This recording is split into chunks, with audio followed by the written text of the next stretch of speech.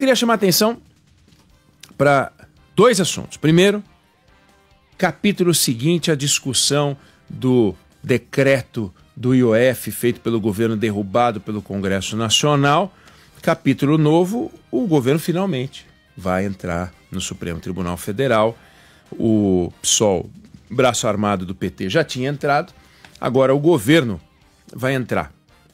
E o governo vai entrar e vamos ver o que vai sair lá do Supremo Tribunal Federal. O Supremo Tribunal Federal pode decidir que o governo tem o direito de, se valendo do artigo 153 da Constituição, baixar um decreto mexendo na alíquota do IOF dentro do próprio ano fiscal, o que é um poder governamental indiscutível, um poder presidencial indiscutível, é um decreto presidencial, está lá previsto, mas é bom que se diga que o IOF ele é apresentado na Constituição como um imposto de natureza primordialmente regulatória e não arrecadatória.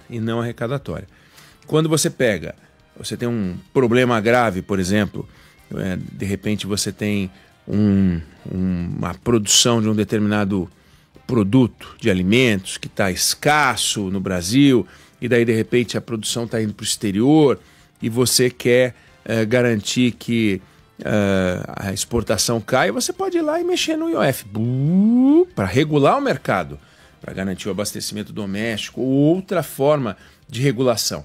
Agora, o governo assumiu que não era a regulação de mercado o seu propósito, era fechar um buraco, um rombo desse tamanho no casco do orçamento. Então, tornou-se um imposto sendo usado para fins arrecadatórios. E o imposto usado para fins arrecadatórios, ele não pode ter alteração abrupta, ele tem que ser transparente, não pode ser de uma hora para outra, porque isso desajusta o mercado. As pessoas fazem um planejamento sobre pagamento de tributos, recolhimento, faz seus orçamentos, e quando você faz orçamento de um ano para o outro, você já prevê todos os tributos que você vai arrecadar. Não faz sentido, não é justo, não é estável, não é seguro do ponto de vista jurídico, que de uma hora para outra o governo fala, eu estou sem dinheiro, vou arrancar daquela empresa ali ou daquela outra empresa lá. Não pode fazer isso, não pode, o governo fez. Então, a discussão jurídica aí é bonita de se ver. Pode o Congresso derrubar um decreto presidencial que trata de aumento de IOF? Não. Pode o governo usar o IOF para arrecadar quando o IOF é só para regular o mercado? Não. Pode o governo, portanto, baixar um decreto presidencial, né? O presidente baixar um decreto usando o IOF para fazer aumento de carga tributária? Não. Então esse decreto é inconstitucional? Sim. E a decisão do Congresso derrubar um decreto presidencial pode ser considerada inconstitucional? Pode. Percebe que tem duas inconstitucionalidades aí comparadas? A original do presidente da República, em discussão, né? Em discussão, que vai decidir o Supremo Tribunal Federal, porque o governo usou um imposto que não é para arrecadar. Então ele ao arrepio da definição da Constituição para o uso do IOF, foi lá e baixou o decreto para arrecadar. Não pode fazer isso. Desvio de finalidade. Mas também o Congresso não pode derrubar. E aí, hein? Supremo, o que é mais inconstitucional, né? Nós vamos definir agora. Você é constitucional 7.1 na escala Richter da constitucionalidade. Vai ser uma discussão bonita de se ver. Os ministros do Supremo vão ter um bom trabalho e vão ter um desafio importante. O governo está errado e o Congresso está errado. E a sociedade está olhando por quê? Não pode a gente, de uma hora para outra, quando o governo está devendo dinheiro, simplesmente vir para cima, né, da gente e dizer, agora me dá o seu dinheiro aí, porque eu não tenho mais. Não pode fazer isso, né? O governo chama isso de justiça tributária, o governo chama isso de justiça social. Agora, é um problema porque está cheio de itens dentro do orçamento geral da União que podem ser revisitados. A gente discutiu alguns deles no Canal Livre, com Paulo Rabelo de Castro, ex-presidente do BNDES, ex-presidente do IBGE, Você pode ver nas redes sociais, foi transmitido aqui também na Band News FM, o Canal Livre com o professor Paulo Rabelo de Castro. E na conversa que a gente teve com ele, a gente fez uma brincadeira ali, e conforme ele foi falando as coisas, os itens do orçamento que poderiam ser cortados ou revisitados, a gente foi anotando. A gente parou em mais de 70 bilhões de reais, né? Ah, mas isso é irresponsável, vocês fizeram isso em 40 minutos. Não, o programa tinha 40 minutos no momento em que a gente fez isso. Sim, mas o governo tem 2 anos e meio. Dá tempo de fazer isso de maneira mais profissional, né? Mas veja só, alguns exemplos de discussão. Pega, por exemplo, a gente tem hoje no seguro-desemprego um volume de recurso importante que é pago. Agora, o seguro-desemprego calcula o tempo que as pessoas trabalharam nos 3 anos anteriores à demissão, e esse cálculo foi definido em 1994. De lá para cá, o cálculo é assim: no máximo você pode ficar até 5 meses, conforme o tempo que você ficou desempregado. O cálculo de 1994 é no máximo 5 meses. Agora, de 1994 para cá, mudou alguma coisa no tempo para que as pessoas consigam se recolocar? Há estudos mostrando que mudou pouco. Há outros dizendo que caiu o tempo de recolocação. Mas se caiu o tempo de recolocação do tempo em que se definiu que o máximo eram 5 meses, será que não seria o caso de se estudar para ver se tem algo a reduzir nesse tempo? Aí vai dizer, pô, mas aí não pode. Tá bom, não pode, não faz. Mas será que a gente não tem que revisitar todos os itens de composição do orçamento que geram despesas? Por exemplo, auxílio-doença. De 2019 para cá, a população cresceu 5%. Sabe quanto cresceu o auxílio-doença? 50%. Você pode dizer, mas teve pandemia. Mas a pandemia foi em 20, eu estou falando para cá, hoje, agora, 2025.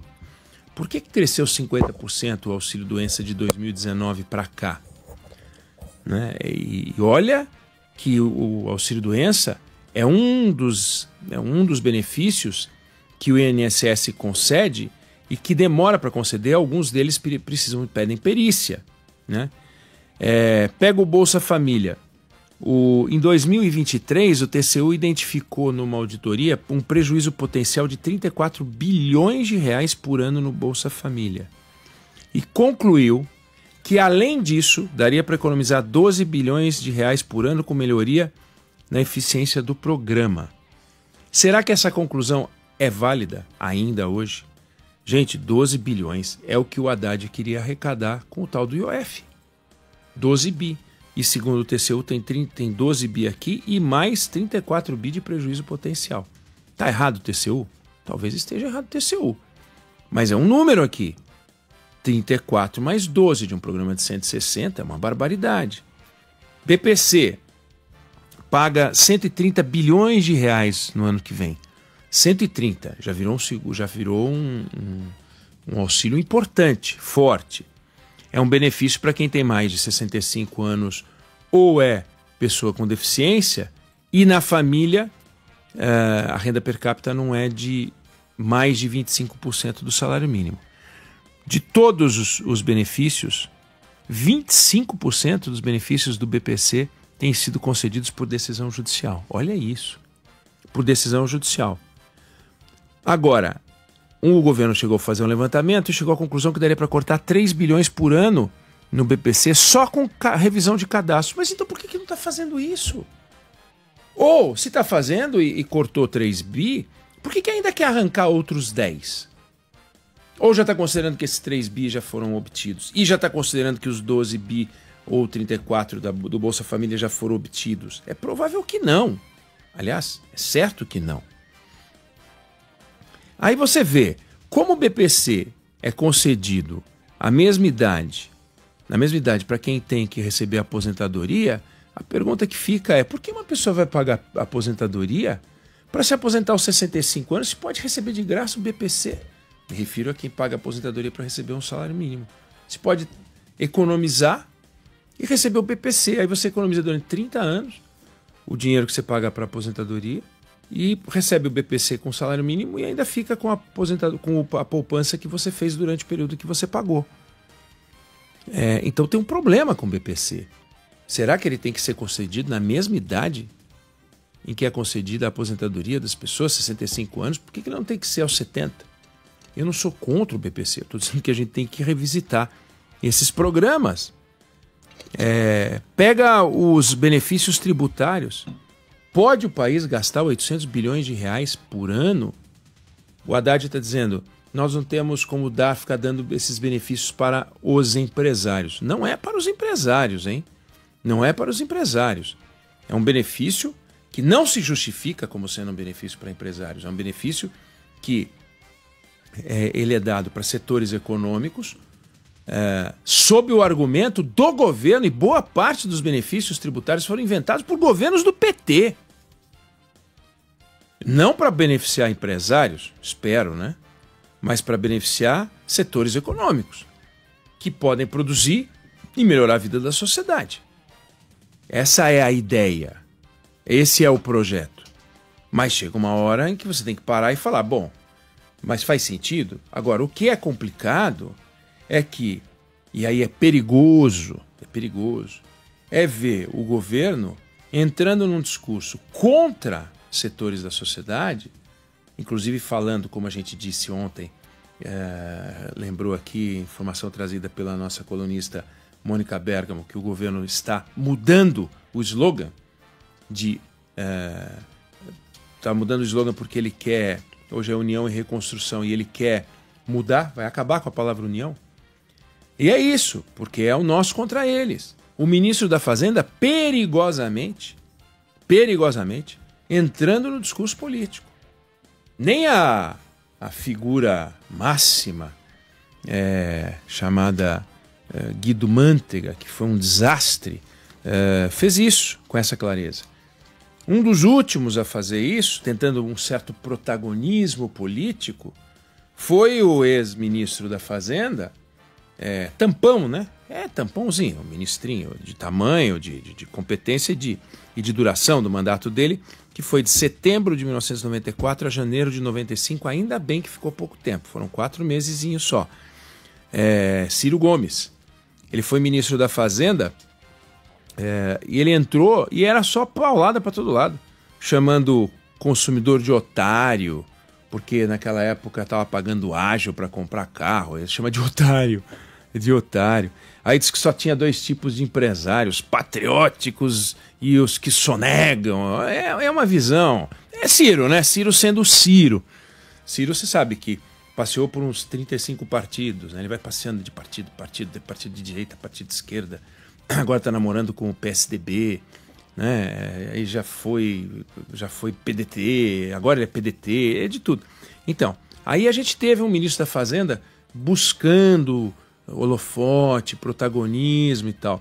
E nós temos agora, nesse momento, o ministro da Fazenda perigosamente, agindo em busca de uma adesão, da adoção de um discurso político ardente, o que é muito perigoso.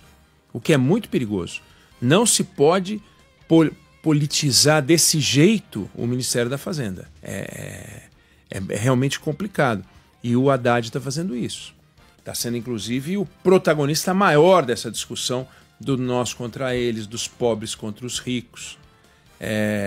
Eles que denunciaram a radicalização, a polarização e que vão tirar a palavra união do slogan do governo. Olha que risco e que complicado. Como é que se vai criar um projeto de transformação nacional se o governo que deveria conduzir isso pega um facão e divide o Brasil entre pobres e ricos e tal, como se fosse verdade que existe um setor nacional que não quer o desenvolvimento do Brasil, que quer que os pobres fiquem pobres, os ricos fiquem ricos. É uma visão infantil, por um lado infantil, ingênua, né? Por outro lado presunçosa, só eu tenho o direito de lutar por aqueles que mais precisam, e os mais precisam são aqueles que eu decido que mais precisam, né? Então, todo mundo quer o bem do Brasil. Eu não conheço quem não queira o bem do Brasil, inclusive o Haddad, eu tenho certeza que quer o bem do Brasil. O que muda é a maneira como as pessoas enxergam que se atinge esse patamar em que as pessoas passam a viver melhor.